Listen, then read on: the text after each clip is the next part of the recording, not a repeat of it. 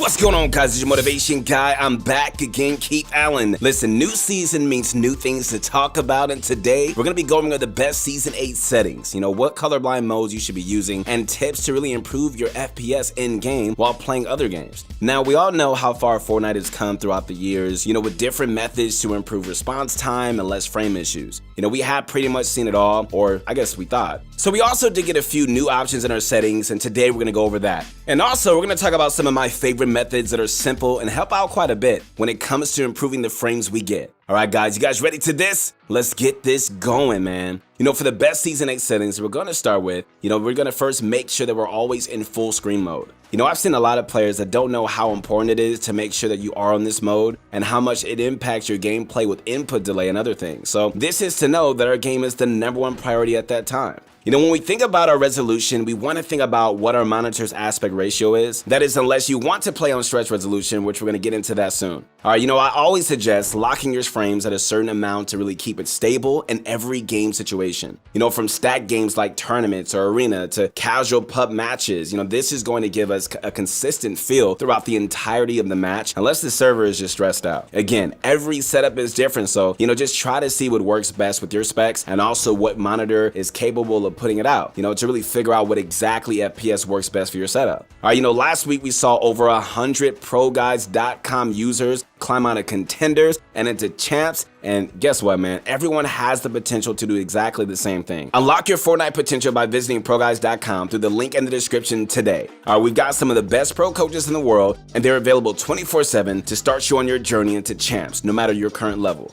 All right, so now at the end of the day, everybody is different, and you should always experiment and find what works best for you. You know, for me and a lot of other pros, you know, Trident 5 is the go-to right now due to the color and vibrancy it gives the game, as well as it really just makes it a bit brighter to add a little bit more light in those areas where it's dark, which can really matter in a fight. You know, my brightness is at 100% and user interface at 1x. Always remember, with the new season, it doesn't always mean new settings. You know, most times on settings you have not changed in a while, so, you know, we won't ever change sometimes, and that's just due to the fact that the game most likely will always run the best with a certain setting, and really just best to just leave it that way until introduced with the new setting, right? 3D resolution at 100% to have the best look overall. Anything lower and your game is going to start to get a grainy look to it. You know, view distance, I like to keep it far, which really doesn't make it a whole lot of difference with FPS, mainly just preference. You know, everything else, you know, just try to keep on low to, again, you know, reduce the amount of stress your computer is receiving. Auto download high, you know, resolution textures off, high resolution texture reminders off. You know, those two settings are still pretty new. As you guys know, Fortnite is going to add new settings in, you know, to help improve the game, but these don't seem to do much, as we've definitely tested them both. Hopefully, as the season goes on a bit, and we're going to find different ways to tweak those settings depending on how useful they can be.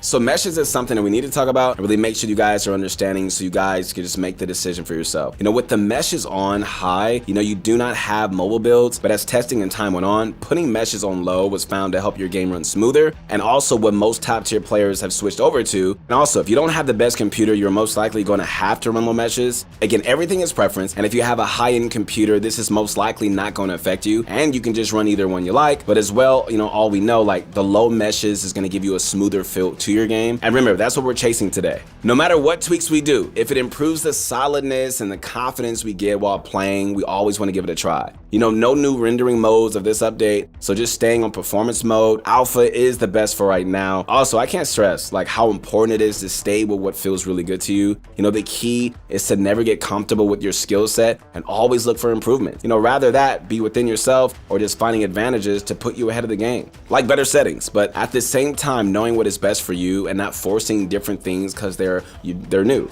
So if you still end up using DirectX 11 or 12, just make sure you go through your graphics settings and just set a lot of them on low. Again, we're doing this to reduce the amount of stress the game is taking from our computer in return for more frames. So shadows off, textures low, making sure 3D resolution is at 100%, etc. Also, now let's go back in time, quite a bit back in time, to where if you were on PC and playing Fortnite, you most likely tried or were just playing on stretch res. We're talking about this today because it's on the list of ways to improve your FPS, but don't get all excited over it because unlike back in the day, stress res comes at some inconvenience nowadays, with one thing being that you don't have nearly as much FOV as you normally would. And so this is a pretty big drawback and the main reason you don't see a lot of players switching back to it. The lower field of view we have means the less we see around us. So if a player is at a 180-degree position from us, meaning he is facing our back, we are most likely not going to see this player until we adjust our crosshair more for that side. It also lowers the quality of your game, which in return is giving you more frames, but again at a price. Your game quality will be lower, so less pixels equals more frames. This actually does boost your frames by quite a bit, so if you guys are interested in the stretch res, here are a few that you can try and just see how you like them for yourself. Just remember, the lower that you go on the resolution equals less FOV, meaning field of view. So if you're new to stretch resolution, here is how you can change it. Head down to the Windows search bar again and just type in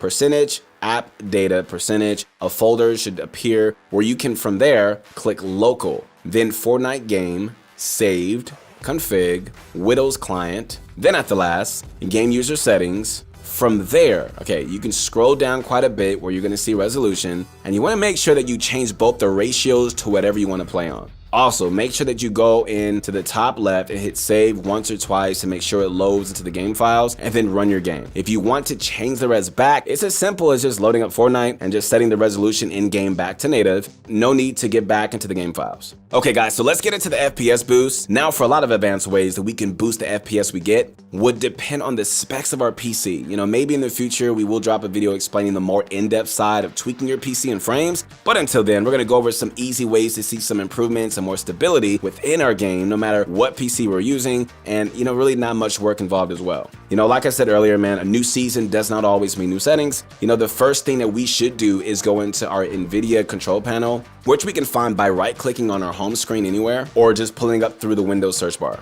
From the control panel, we want to click on the top adjust image settings with preview, check the circle where it says use my preference, emphasizing, and we want to drag the bar all the way over to performance. This is going to put more priority on running the game better than looking better. And you're not going to tell any difference on how the game actually looks unless your specs are extremely outdated. Next thing is searching again using the Windows key game mode and turn the setting off, as Windows 10 most times, keeps this on by default to put your computer in safe mode basically, meaning it's not going to use all the computer's potential. Okay, so after that, let's search notifications, and we should see notifications and action settings. From there, let's turn the notifications off so you don't get frame spikes. Sometimes you might get notified about something on Discord or an email. All right, so one of the last few things that we can do is cleaning out old files on the computer we no longer need. All right, so let's head on over to storage settings, then to temp files, and cleaning those old files out, all right? Don't forget to clean out the recycle bin as well. And always make sure, guys, that we're staying up to date on drivers. A lot of settings most times in your computer are default, and holding the frames back to really make sure you don't experience issues. Let's be honest, these settings are pretty basic and will no way make your computer run weird or anything along those lines. We all paid for the computer to mainly game on, so why not get what we paid for, right?